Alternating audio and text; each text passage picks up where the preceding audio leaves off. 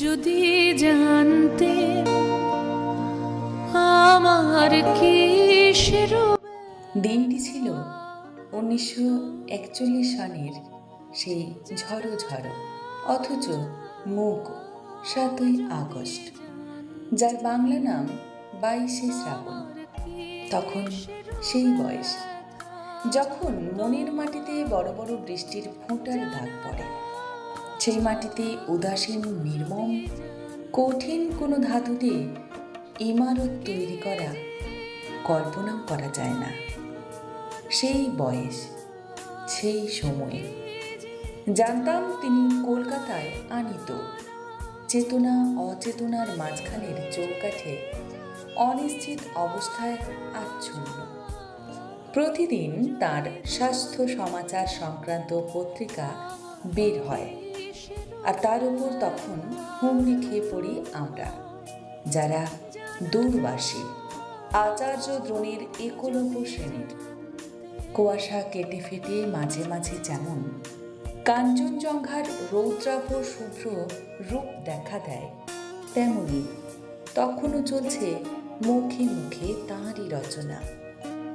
অবিশ্বাস্য সেসব ঘটনার সাক্ষী তখনকার প্রভাতী পত্রিকাগুলোর কয়েকটি সংখ্যা।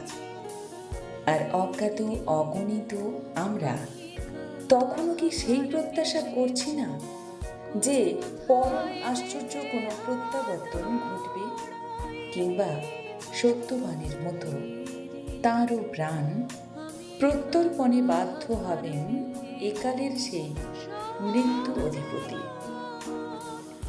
জীবন মরণের সীমানা ছাড়িয়ে কম্পিত পায়ে তিনি তো আগেও এসে দাঁড়িয়েছিলেন প্রান্তিক এক বিন্দুতে, কিন্তু ফিরেও তো এসেছিলেন আবার। ইতিহাস কি নিজেকে আবৃত করতে পারে না? আবার পারে, হয়তো করেনি। খবরের কাগজের বিশেষ সংস্করণে সেই অমোঘ সত্যটাকে শিরোধার্য করে বেরিয়ে এসেছিল রবি অস্তমিত।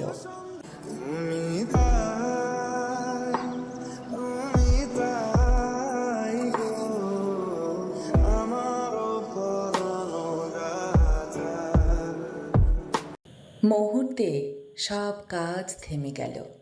কলকাতা শহর উপচে পড়ল রাস্তায়। স্কুল কলেজ শূন্য, রাজকার্য অর্থহীন হয়ে গেল। উকিলের সামলা, পাদ্রির আলখাল্লা, হলুদ আর গেরুয়া রঙের উত্তরীয়, গোল টুপি, বাঁকা টুপি, পাগড়ি, কেউ চলছে, কেউ ছুটছে, কেউ বা দাঁড়িয়ে আছে চুপ করে। থেকে থেকে ঝাঁকে ঝাঁকে বৃষ্টি তার যাবার পথটা ধুয়ে ধুলিহীন করে দিচ্ছে। ঢেউয়ের পর আসছে ঢেউ, ভেঙে ভেঙে ঢেউ ছাড়িয়েও যাচ্ছে। সেই ঢেউয়ের চূড়ায় তলায় ফেনায় ফেনায় মহামান্য নেতা থেকে সামান্য মানুষে মানুষে গড়া জনতা মিলে মিশে একাকার। জনতা মিলে মিশে একাকার।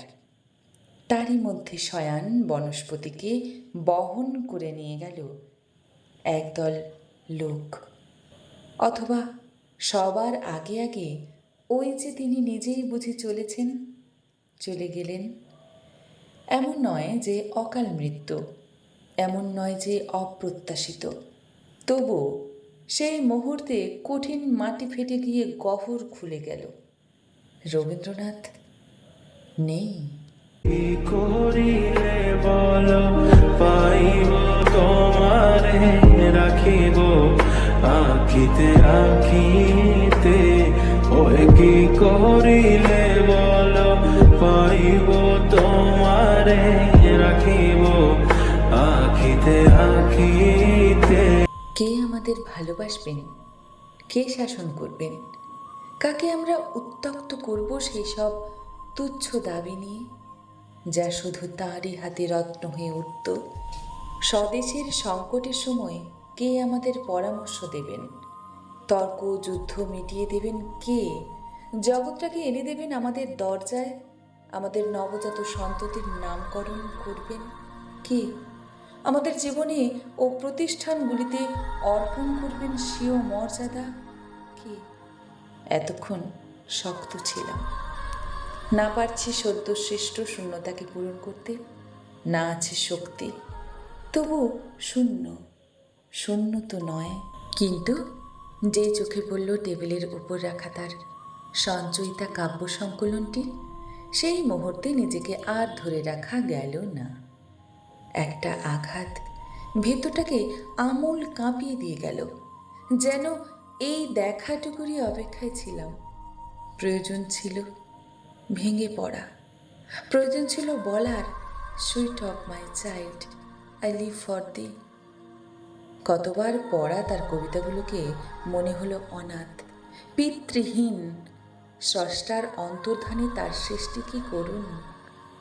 আস্তে আস্তে বাষ্প জমছে চোখের পাতায়, মনের দিগন্তে আর কালো কোমল ছায়ায় টের পাচ্ছি ঠেকে যাচ্ছে। সূর্যগ্রাসের সময় যেমন ঢাকে অঝোর বর্ষণ, তখন আর বাইরের প্রকৃতিতে নেই। সেই জলধারা ঠাঁই নিয়েছে ঘরে ঘরে। টলমল মনের পরে পরিবেশ যখন স্নাত স্নিগ্ধ, তখন বহ্নিমান চিতা জ্বলছিল।